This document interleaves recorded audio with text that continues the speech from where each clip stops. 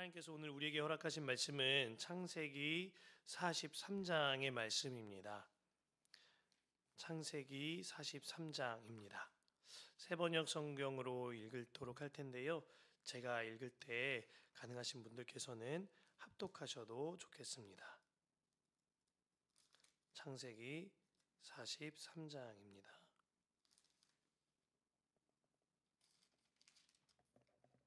그 땅의 기근이 더욱 심해갔다. 그들이 이집트에서 가지고 온 곡식이 다 떨어졌을 때에 아버지가 아들들에게 말하였다. 다시 가서 먹거리를 조금 더 사오너라.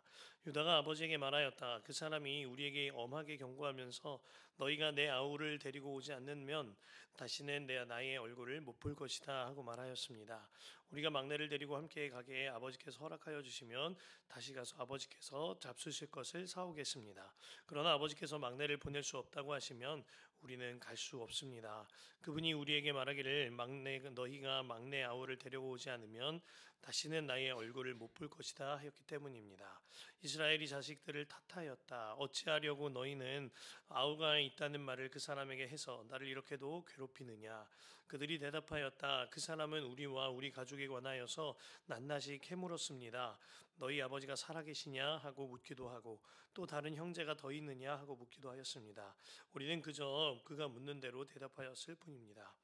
그가 우리의 아우를 그리로 데리고 오라고 말할 것이라고는 상상도 하지 못하였습니다. 유다가 아버지 이스라엘에게 말하였다. 제가 막내를 데리고 가게 해 주십시오. 그러면 우리가 곧 떠나겠습니다. 그렇게 하여야 우리도 아버지도 우리의 어린 것들도 죽지 않고 살 수 있을 겁니다. 제가 그 아이의 안전을 책임지겠습니다. 아버지께서는 그 아이에 대하여서는 저에게 책임을 물어 주십시오. 제가 그 아이를 아버지께로 다시 데리고 와서 아버지 앞에 세우지 못한다면 그 죄를 제가 평생 달게 받겠습니다. 우리가 이렇게 머뭇거리고 있지 않았으면 벌써 2번도 더 다녀왔을 것입니다. 아버지 이스라엘이 아들들에게 말하였다. 꼭 그렇게 해야만 한다면 이렇게 하도록 하여라. 이 땅에서 나는 것 가운데 가장 좋은 토산물을 너희 그릇에 담아 가지고 가서 그 사람에게 선물을 드리도록 하여라. 유향과 꿀을 얼마쯤 담고 향품과 모략과 유향나무 열매와 감복숭아를 담아라. 돈도 2배를 가지고 가오라. 너희 자루 아귀에 담겨 돌아온 돈은 되돌려 주어야 한다. 아마도 그것은 실수였을 것이다. 너희 아우를 데리고 어서 그 사람에게로 가거라. 너희들이 그 사람 앞에 설 때에 전능하신 하나님이 그 사람을 감동시켜서 너희에게 자비를 베풀게 해주시기를 빌 뿐이다. 그가 거기에 남아있는 아이와 베냐민도 너희와 함께 돌려보내준다면 더 바랄 것이 없겠다. 자식들을 잃게 되면 잃는 것이지 난들 어떻게 하겠느냐. 사람들은 선물을 꾸리고 돈도 갑절을 지니고 베냐민을 데리고 급히 이집트로 가서 요셉 앞에 섰다. 요셉은 베냐민이 그들과 함께 온 것을 보고서 자기 집 관리인에게 말하였다. 이 사람들을 집으로 데리고 가시고 짐승을 잡고 밥상도 준비하시고 이 사람들은 나와 함께 점심을 먹을 것이요. 요셉이 말한 대로 관리인이 그 사람들을 요셉의 집으로 안내하였다.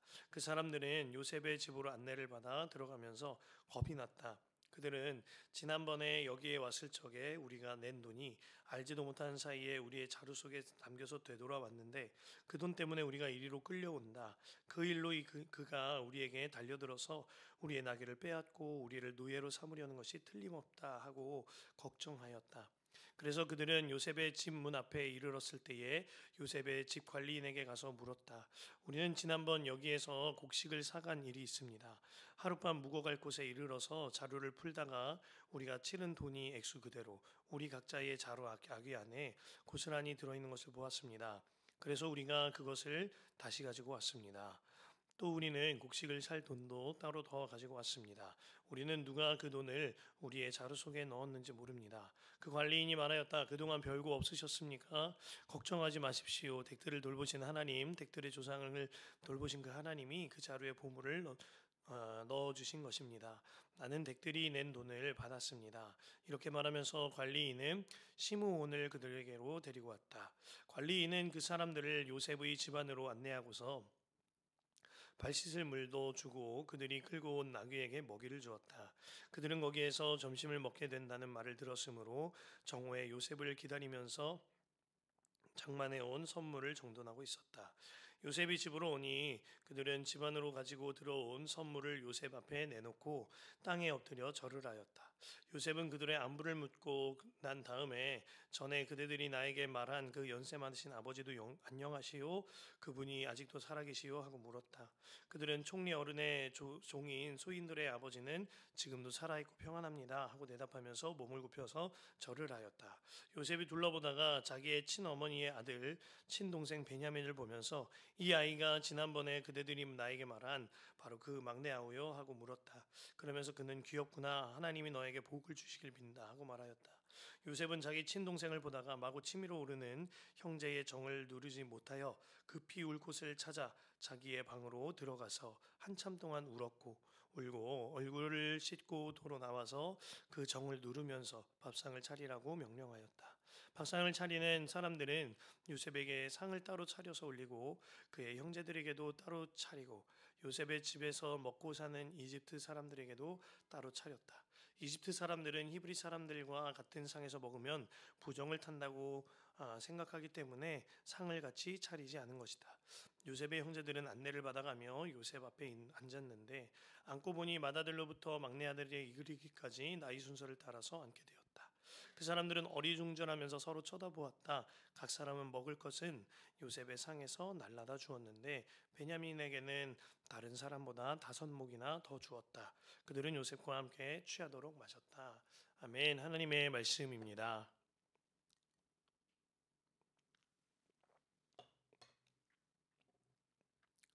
감사합니다. 이렇게 새벽에 연휴 마지막 날 주님 안에서 동행함으로 새벽을 깨워 기도하게 하심이 너무나도 큰 감사입니다. 돌아오는 수요일부터 사순절이 시작됩니다. 이에 따라서 주님 안에 40일 묵상, 사순절 묵상을 함께 나누고자 합니다. 카톡방에 공유된 묵상을 함께 나누고 기도로 나아가시면 좋겠습니다.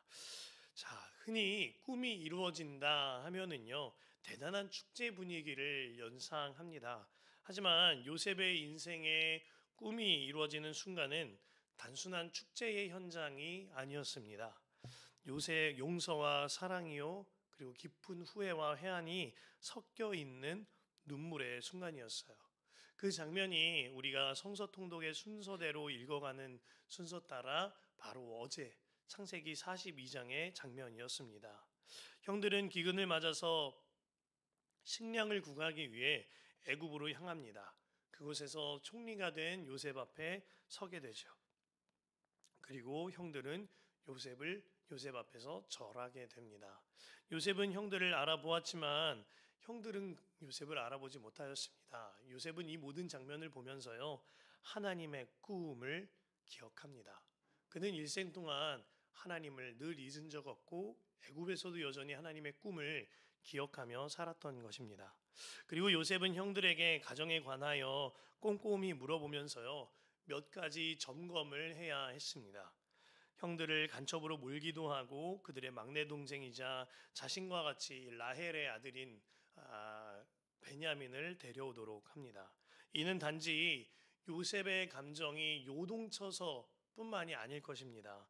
그는 늘 하나님의 꿈을 기억하고 살고 있었고 오늘 본문에서도 알 수 있듯이 애굽에서도 여전히 하나님 안에 구별된 삶을 살고 있었습니다. 요셉은 형들이 정말 변화되었을지 점검하고 그와 동시에 동생의 안위와 아버지의 안녕을 확인하고자 했던 것입니다. 형들과 요셉 사이에 이 통역을 두고 있었던 터라 요셉이 듣지 못하는 줄 알고 형들은 히브리어로 요셉에게 지난날에 행했던 일들을 후회하며 애통해합니다. 이를 보고 요셉도 슬피 울지요. 그렇게 요셉은 막내 동생을 보고자 시므온이라는 형을 붙잡아 두고 다시 형들을 돌려보냅니다. 자, 이러한 배경 아래에요, 오늘 가나안에 돌아가서 야곱에게 이 사실을 보고하고 다시 애굽으로 향해야 하는 이 형들의 장면이 오늘 본문인 것입니다. 오늘 본문에서 제 눈을 사로잡은 한 사람은요, 3절 이하에 기록된 유다입니다. 본문 전반부에서 가장 중요한 장면 중 하나는 유다가 야곱을 설득하여 베냐민을 데리고 다시 요셉에게 향하는 장면일 것입니다. 이를 통하여 우리는요, 달라진 유다를 마주하게 됩니다. 유다는 요셉을 노예로 팔 때에 그 아이디어를 내면서 요셉을 노예로 파는 일에 앞장섰던 자였습니다. 그러나 오늘 본문에서 유다는 자기 희생에 앞장서는 책임 있는 자로 달라지게 됩니다. 먼저 유다는요, 이전에는 거짓말하던 자였습니다. 3절에 유다의 첫 마디는 거짓말하던 자였는데요. 그러한 유다는 진실된 사람이 됩니다. 3절에 유다의 첫 마디를 보면 이렇게 시작합니다. 그 사람이 우리에게 엄하게 경고하면서, 매우 심각한 분위기와 더불어서 애굽 총리의 말 그대로를 사실 그대로 아버지에게 전하고 있습니다. 과거에 그는 요셉을 노예로 팔고 죽었다고 거짓말하는데 앞장서던 자였습니다. 거짓말하던 유다가 진실 그대로를 밝히 알려주는 사람으로 달라진 것입니다. 또한 그의 언어를 살펴보면은요, 우리라는 강조점과 야곱에 대한 존중이 있습니다. 유다는 어릴 적부터 레아의 아들로서 차별을 받고 컸습니다. 그로 인하여서 아버지를 향한 분노가 요셉에게 잔인할 정도로 분풀이가 되었던 것입니다. 하지만 이제 그는 달라졌습니다. 아버지에게 언성을 높이거나 분을 삭히고 말하는 방법이 아니라 아버지를 존중하며 지혜로운 결정을 하시기를 공손하게 말씀하는 배려를 보이고 있습니다. 유다에게 베냐민만을 내놓지 못하는 야곱에 대한 원망은 이제 없습니다. 이제 유다는 아버지를 이해하고 존중하는 자가 된 것입니다.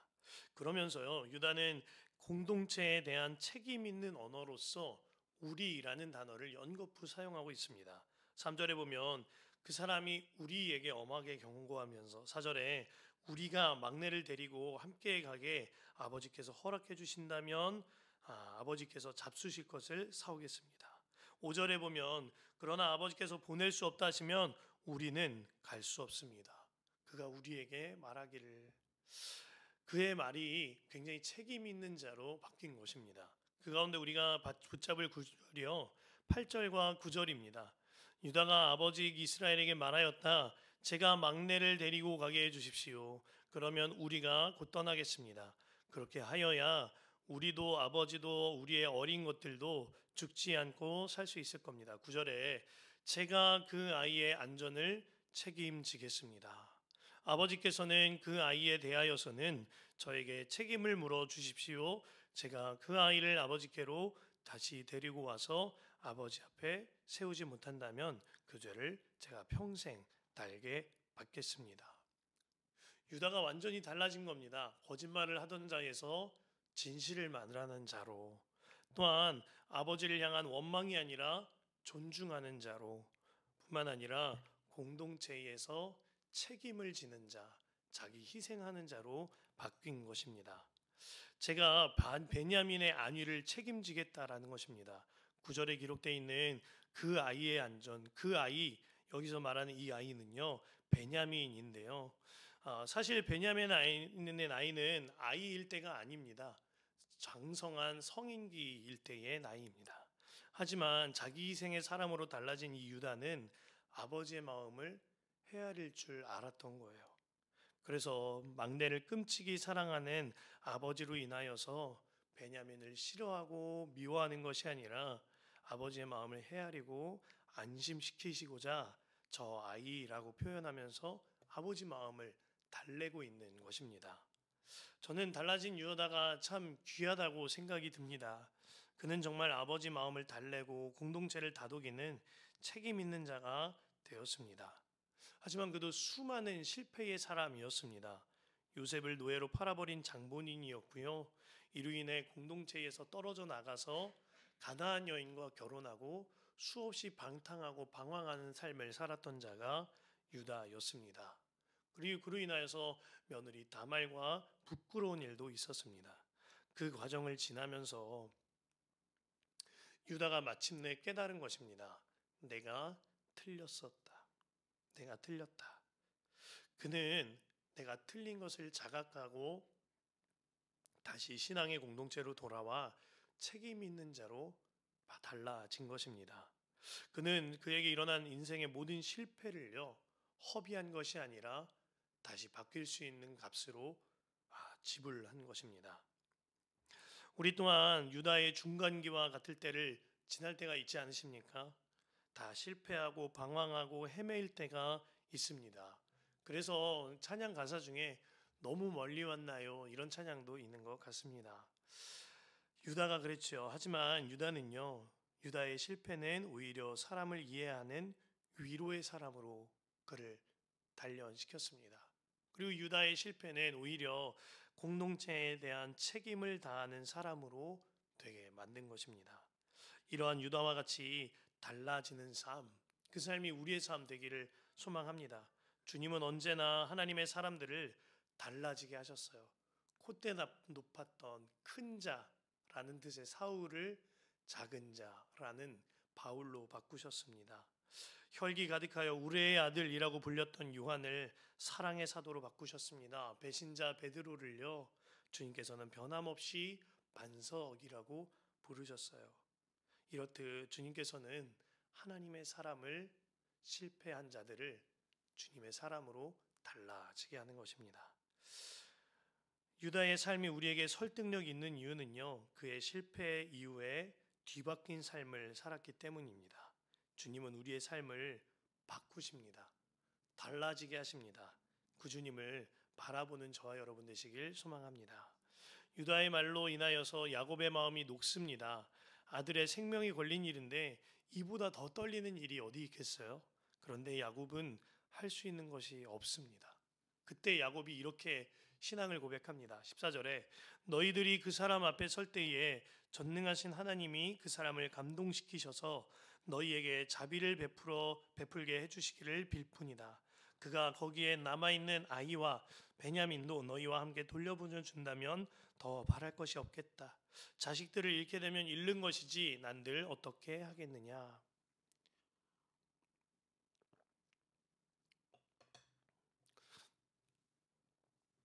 야곱의 이 말은요, 하나님께 다 맡겨드린다라는 말입니다. 야곱은 하나님에 대하여 전능하신 하나님이라고 부르고 있습니다. 그가 모든 것을 다스리시는 하나님을 바라보고 있다는 것입니다. 그래서 아브라함의 하나님이자 이삭의 하나님, 아브라함도 불렀고 이삭도 동일하게 불렀었던 전능하신 하나님이라고 부르고 의지하고 있는 것입니다. 그래서 야곱의 이름도요, 오늘 말씀에 이스라엘이라고 기록된 것이죠. 14절에 보면 자비를 베풀어 주시길 빌뿐이다 라고 하였는데요, 여기서 자비 혹은 은혜라고 번역되는 이 말은 아기를 임신한 산모의 태중, 그 태속을 말합니다.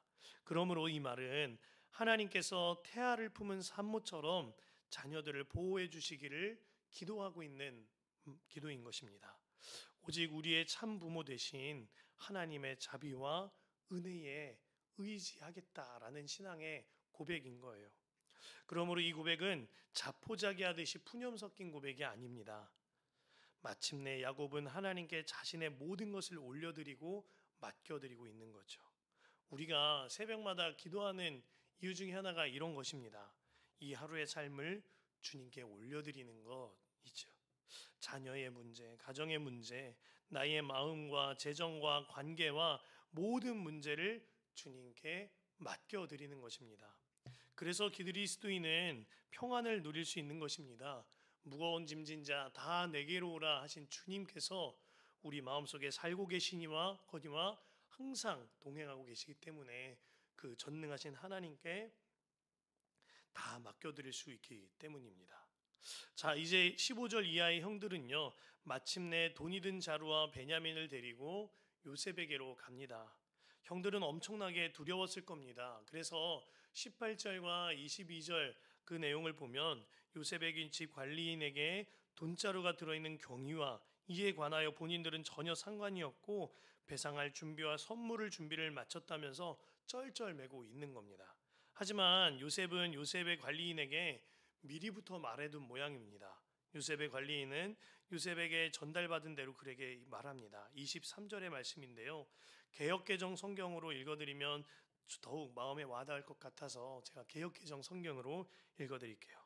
그가 이르되 너희는 안심하라 두려워하지 말라 너희 하나님 너희 아버지의 하나님이 재물을 너희 자루에 넣어 너희에게 주신 것이니라 너희 돈은 내가 이미 받았느니라 하고 시므온을 그들에게로 이끌어내고 아멘입니다. 여기서 안심하라라는 뜻은요. 히브리어로 우리가 잘 알고 있는 샬롬입니다. 이 단어는 주님으로 인한 완전한 만족과 완전히 평안을 누리는 상태를 말합니다. 혹여나 요셉에게 지었던 죄값을 치르게 될까, 동생을 잃게 될까 두려워 떠는 형들에게 요셉이 말하고 있는 것입니다. 샬롬하십시오. 그렇습니다. 달라진 삶과 맡겨진 삶의 결국은요, 샬롬으로 결론 짓게 됩니다. 유다가 호언장담하며 책임지겠노라 말씀드렸지만 오는 내내 그 수일 동안 유다의 마음이 얼마나 걱정되었을까요? 얼마나 떨렸겠습니까? 유다는 틀림없이 애굽으로 돌아가는 길 내내 하나님께 대하여 끊임없이 기도했을 겁니다. 그런 유다에게 주님께서는 샬롬으로 결론 짓게 하신 겁니다. 야곱이 전능하신 하나님께 아들들을 맡겨드렸지만 틀림없이 아들들이 다시 돌아오는 날까지 자신의 장막에서 간절히 하나님께 떨리는 마음으로 기도하고 지냈을 겁니다. 그렇게 맡겨드린 자 야곱에게 주님이 이 말씀을 주신 겁니다. 샬롬하여라. 그렇습니다. 주님은 안심하라 내니 두려워하지 말라 하시는 분이시거니와 수고하고 무거운 짐진 자 다 내게로 와서 쉬어라 하시는 분이십니다.